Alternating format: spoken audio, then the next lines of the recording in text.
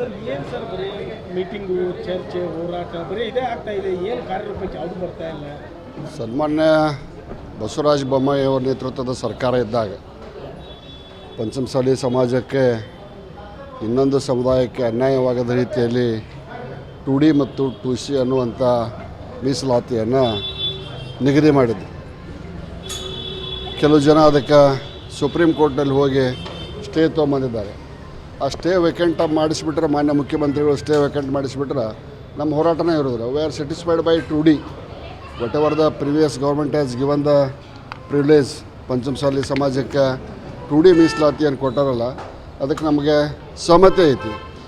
ಮಾನ್ಯ ಮುಖ್ಯಮಂತ್ರಿಗಳು ಇನ್ನೊಂದು ಕೋಮನ್ನು ಯಾವ ರೀತಿ ಓಲೈಸ್ತಿದ್ದಾರೆ ಅನ್ನೋದನ್ನು ನಾವು ನೀವೆಲ್ಲ ಟಿ ವಿಯಲ್ಲಿ ನೋಡ್ಕೊತ ಬಂದಿದ್ದೇವೆ. ನಮ್ಮ ಸಮಾಜಕ್ಕೆ ಯಾಕೆ ಅನ್ಯಾಯ ಮಾಡ್ತೀರಿ ಅನ್ನುವಂಥದ್ದು ನನ್ನ ಪ್ರಶ್ನೆ. ಈಗಲಾದರೂ ಕಾಲ ಮಿಂಚಿಲ್ಲ. ಸಮಾಜ ಸಂಪೂರ್ಣವಾಗಿ ಹೋರಾಟಕ್ಕೆ ಇಳುವಿಕ್ಕಿಂತ ಮೊದಲು ಕೋರ್ಟ್ನಲ್ಲಿದ್ದಂಥ ಸ್ಟೇಯನ್ನು ವೆಕೆಂಟ್ ಮಾಡಿಸಿದ್ರೆ ನಾವು ಮುಖ್ಯಮಂತ್ರಿಗಳಿಗೆ ಧನ್ಯವಾದಗಳನ್ನು ಹೇಳ್ತೇವೆ. ಸರ್, ಈಗ ರಾಜ್ಯದೊಳಗೆ ವಕ್ಫ್ ವಿಚಾರ ಬಹಳ ಚರ್ಚೆ ಆಗ್ತಿರ್ತಕ್ಕಂಥದ್ದು. ಅದರಲ್ಲೂ ಕೂಡ ಬಿಜೆಪಿಯಲ್ಲೇ ಭಿನ್ನಮತ ಸ್ಟಾರ್ಟ್ ಆಗಿದೆ. ಒಂದು ಗುಂಪು ಈಗ ಯತ್ನಾಳ್ ಅವರ ನೇತೃತ್ವದಲ್ಲಿ ಪ್ರತಿಭಟನೆ ಅಂತ ಹೇಳ್ತೀವಿ. ನಾನು ಬಂದಿದ್ದು ಪಂಚಮಸಾಲಿ 2A ಮೀಸಲಾತಿಯ ಸಂಬಂಧ, ಅದಕ್ಕೆ ಸಂಬಂಧಪಟ್ಟಂತೆ ಪ್ರಶ್ನೆ. ನೀವೊಬ್ಬರು ಮಾಜಿ ಸಚಿವರು, ಅದಕ್ಕೆ ಪ್ರಶ್ನೆ ಮಾಡಬೇಕಾದ್ರೂ ನೋಡ್ರಿ, ಮುಖ್ಯಮಂತ್ರಿಗಳು ಹೇಳ್ತಾರ ಯಾವುದೇ ರೈತರ ಪಾನಿಯಲ್ಲಿ ವಕ್ಫ್ ಬೋರ್ಡನ್ನು ವಕಫ್ ಅನ್ನುವಂಥ ಕಾಲಮ್ ನಂಬರ್ 7 ಮತ್ತು 11ದಲ್ಲಿ ಕೂಡಿಸಬಾರ್ದು ಅಂತ ಹೇಳ್ತಾರೆ. ಆದರೆ ಇವತ್ತಿನವರೆಗೂ ಜಿಲ್ಲಾಧಿಕಾರಿಗಳು ಆ ಕಾಲಮ್ ನಂಬರ್ 11 ಮತ್ತು 9 ಇದೆ, 9 ಇದೆ, ಅಲ್ಲಿ ಕೂಡಿಸುವಂಥ ಕೆಲಸ ನಡೀತಾ ಇದೆ. ಅಂದರೆ ಜಿಲ್ಲಾಧಿಕಾರಿಗಳು ಮುಖ್ಯಮಂತ್ರಿಗಳ ಮಾತಿಗೆ ಕಿಮ್ಮತ್ತು ಕೊಡುವಂತಿಲ್ಲನೋ ಅಥವಾ ಮಾನ್ಯ ಮುಖ್ಯಮಂತ್ರಿಗಳು ಸುಮ್ಮನೆ ಹೇಳಿರ್ತೀನಿ ನೀವು ಕುಂಡ್ರಿಸುವಂಥ ಕುಂಡ್ರಿ ಅನ್ನುವಂಥದ್ದು ಅಭಿಪ್ರಾಯ ತಿಳಿಸ್ಬೇಕಾಗತ್ತೆ. ಸ್ಪಷ್ಟವಾದ ಅಭಿಪ್ರಾಯ ತಿಳಿಸ್ಬೇಕು.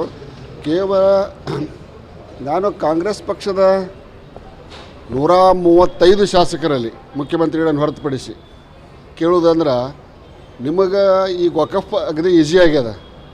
ನಾಳೆ ನಮ್ಮ ಮಕ್ಕಳು ಮೊಮ್ಮಕ್ಕಳದು ಭವಿಷ್ಯ ಏನು ಅನ್ನೋದ್ರ ಬಗ್ಗೆ ತಾವು ಗಮನ ಹರಿಸ್ಬೇಕು. ಕಾಂಗ್ರೆಸ್ನಲ್ಲಿರ್ತಕ್ಕಂಥ ವೀರಶೈವ ಶಾಸಕರು ಮತ್ತು ಇನ್ನುಳಿದ ಧರ್ಮದ ಶಾಸಕರು ಇವತ್ತು ನಮ್ಮ ಅಧಿಕಾರಕ್ಕಾಗಿ ವೋಟ್ ಬ್ಯಾಂಕಿಗಾಗಿ ನಾವು ಏನೋ ಮಾಡ್ತೇವೆ. ನಾಳೆ ನನ್ನ ಮೊಮ್ಮಗಗೆ ನಾನು ಏನು ಬಿಟ್ಟು ಹೋಕ್ಕೇನೆ,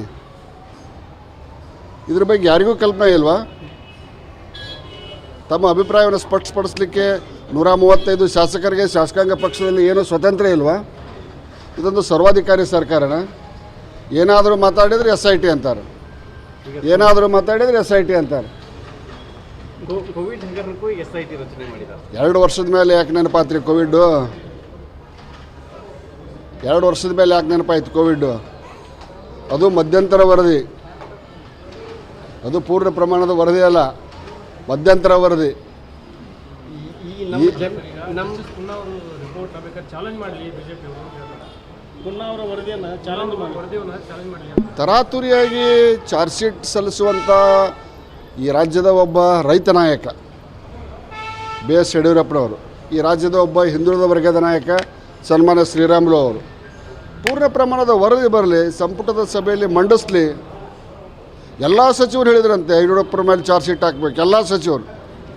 ಅಂದರೆ ಕೇವಲ ತಮ್ಮ ಒಬ್ಬರ ಮೇಲೆ ತಗೊಳ್ಳಾರ್ದನ ಉಳಿದ ಸಚಿವರ ಮೇಲೂ ಆ ಗೂಬೆಯನ್ನು ಕುಡಿಸುವಂಥ ಪ್ರಯತ್ನವನ್ನು ಮಾನ್ಯ ಮುಖ್ಯಮಂತ್ರಿಗಳು ಮಾಡಕತ್ತಾರ. ಸೇಡಿನ ರಾಜಕಾರಣ ಸರಿಯಲ್ಲ.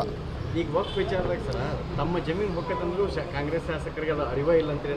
ಅದು ಅರಿವೇ ಇಲ್ಲ. ಓಟ್ ಬೇಕಾಗೈತಿ, ಅವರಿಗೆ ಓಟ್ ಬೇಕಾಗೈತಿ. ಅದರ ವಿರುದ್ಧ ಮಾತಾಡಿದ್ರೆ ಮುಂದೆ ನಮಗೆ ಟಿಕೆಟ್ ಸಿಗ್ತೈತೆ ಇಲ್ಲೋ ಅಂಥದ್ದು.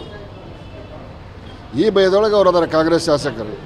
ಕಾಂಗ್ರೆಸ್ಸಿನ ಹಲವು ಸೀನಿಯರ್ ಶಾಸಕರು ಬಸವರಾಜ ಬೊಮ್ಮಾಯಿ ಇದ್ದಾಗ ಪಂಚಮಸಾಲಿ ಸಮಾಜಕ್ಕೆ 2A ಮೀಸಲಾತಿಗೆ ಬೊಮ್ಮಾಯಿಯವರ ಮನೆ ಮುಂದೆ ಧರಣಿ ಮಾಡಿದರು, ವಿಧಾನಸೌಧದ ಮುಂದೆ ಮಾಡಿದರು, ಸುವರ್ಣಸೌಧದ ಮುಂದೆ ಮಾಡಿದರು. ನಾನು ಒಂದು ಸಚಿವನಾಗಿ ಸರ್ಕಾರ ಮತ್ತು ಸಮಾಜದ ನಡುವೆ ಒಬ್ಬ ಕೊಂಡಿಯ ಥರ ಕೆಲಸ ಮಾಡೇನಿ. ಈಗ ಅವ್ರ ಪದ್ಯ ಸರದಿ ಐತಿ, ಅವರು ಕೊಂಡಿಯ ಥರ ಕೆಲಸ ಮಾಡಬೇಕು. ಇದು ನನ್ನ ಪಂಚಮಸಾಲಿ ಸಮಾಜದ ಕಾಂಗ್ರೆಸ್ ನಾಯಕರಿಗೆ ಮಾಡುವಂಥ ಒಂದು ಮನವಿ.